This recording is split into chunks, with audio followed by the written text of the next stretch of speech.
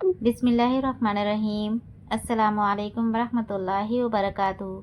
नाज़रीन, अगर आपने रमज़ान मुबारक में कुरान मुकम्मल कर लिया लेकिन ये दो काम नहीं किए तो शायद आपने वो रोशनी और बरकत नहीं समेटी जो अल्लाह ने इस लम्हे के लिए मुक़द्दर कर रखी थी।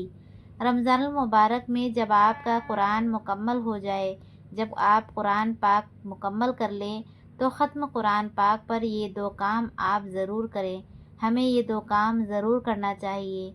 ये वो काम हैं जो हदीस पाक से साबित हैं।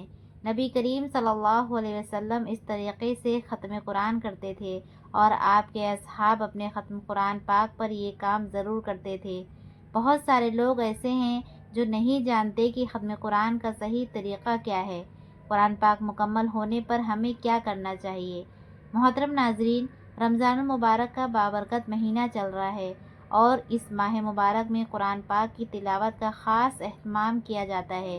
इस बाबरकत महीने में जब आपका कुरान पाक मुकम्मल हो, जब आप कुरान पाक मुकम्मल कर लें तो ख़त्म कुरान पर ये दो काम आप ज़रूर करें।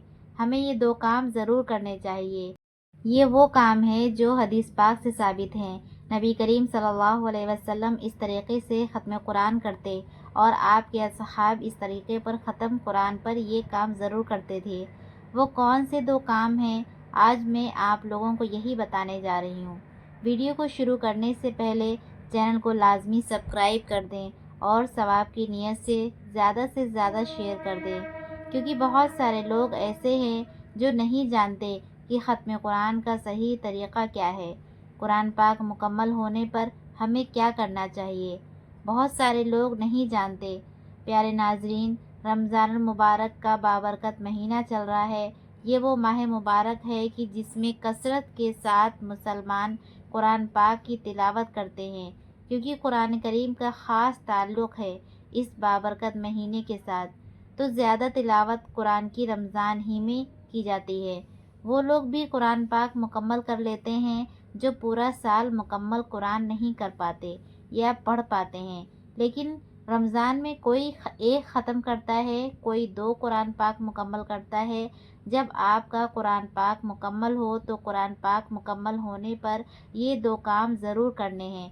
वो दो काम कौन से हैं? सबसे पहली बात कि जब आप कुरान पाक मुकम्मल करें तो ख़त्म कुरान का सही तरीक़ा क्या है।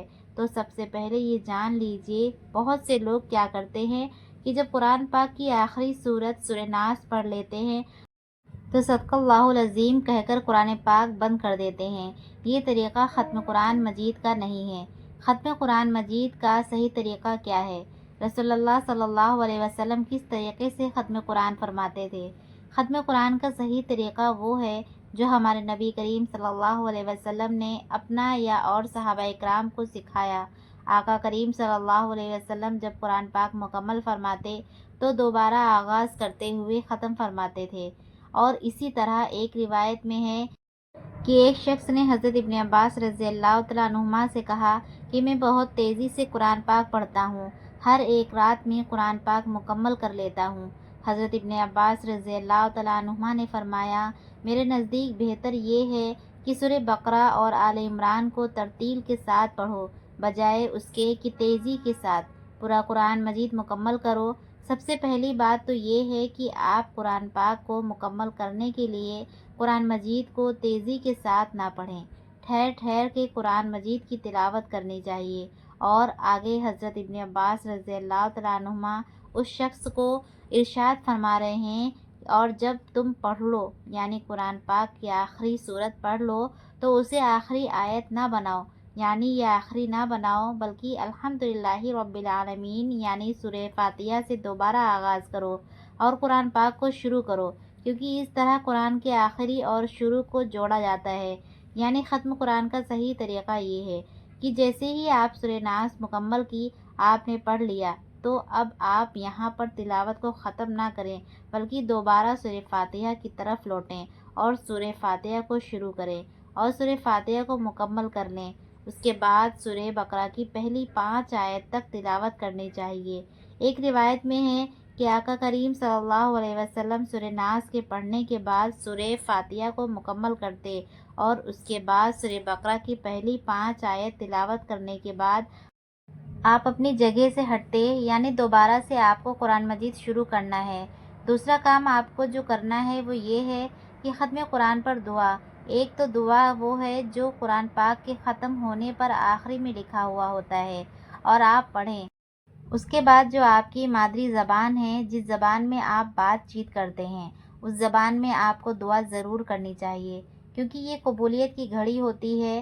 اس طرح حدیث پاک بھی آتا ہے کہ حضرت ابن عباس رضی اللہ تعالیٰ عنہما فرماتے ہیں کہ رسول اللہ صلی اللہ علیہ وسلم اور صحابہ کرام قرآن پاک مکمل کرتے تو سب کو جمع کر کے دعا فرماتے تھے، یعنی یہ قبولیت کی گھڑی ہوتی ہے۔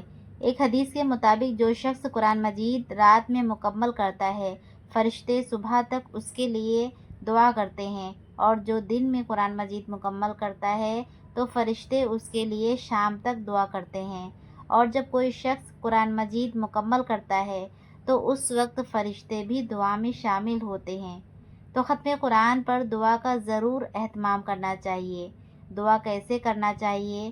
تو آپ اپنی فیملی ممبر کو جمع کر لیں، گھر میں جو بھی ہو، بچے ہوں بوڑھے ہوں، سب کو جمع کر کے اور اپنے بارگاہ الہی کے سامنے اپنے ہاتھ کو اوپر اٹھا کر کے دعا کریں اور اپنے دلی تمنا کو اللہ تبارک و تعالیٰ سے مانگیں، اور اللہ تبارک و تعالیٰ سے یہ دعا مانگیں کہ یا اللہ مجھے قرآن مجید بار بار مکمل کرنے کی توفیق عطا فرما، اور جو جائز مقاصد ہوں دل کے اندر میں وہ سب چیزوں کو اللہ کے سامنے ہاتھ اٹھا کر کے گڑ گڑا کر کے روئیں، اور اللہ تبارک و تعالیٰ ضرور سنے گا۔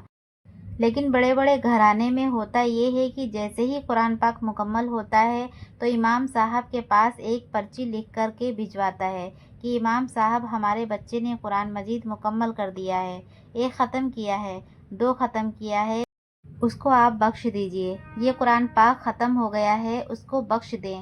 قرآن پاک بخشنے کا کیا طریقہ ہے؟ بہت سارے لوگ سمجھتے ہیں کہ بخشنا ضروری ہے، لیکن بخشنا ضروری نہیں ہے۔ بہت سارے لوگ سمجھتے ہیں کہ جب تک بخشیں گے نہیں ہمیں ثواب نہیں ملے گا۔ محترم ناظرین، جب آپ قرآن مجید کی تلاوت کرتے ہیں تو ہر حرف پر جو نیکیاں ہیں وہ آپ کے اعمال نامہ میں لکھ دی جاتی ہیں۔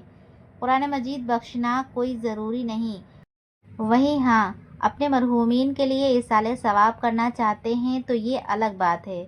تو 2 کام جو آپ کو کرنا ہے کہ ایک یہ کہ ختم قرآن کا صحیح طریقہ کیا ہے اس پر عمل کرنا ہے، اور دوسرا کام یہ کرنا ہے کہ جب بھی قرآن پاک مکمل ہو تو دعا کا اہتمام ضرور کریں، کیونکہ یہ قبولیت کی گھڑی ہوتی ہے اور اللہ تبارک و تعالیٰ دعا کو لازمی قبول فرماتے ہیں۔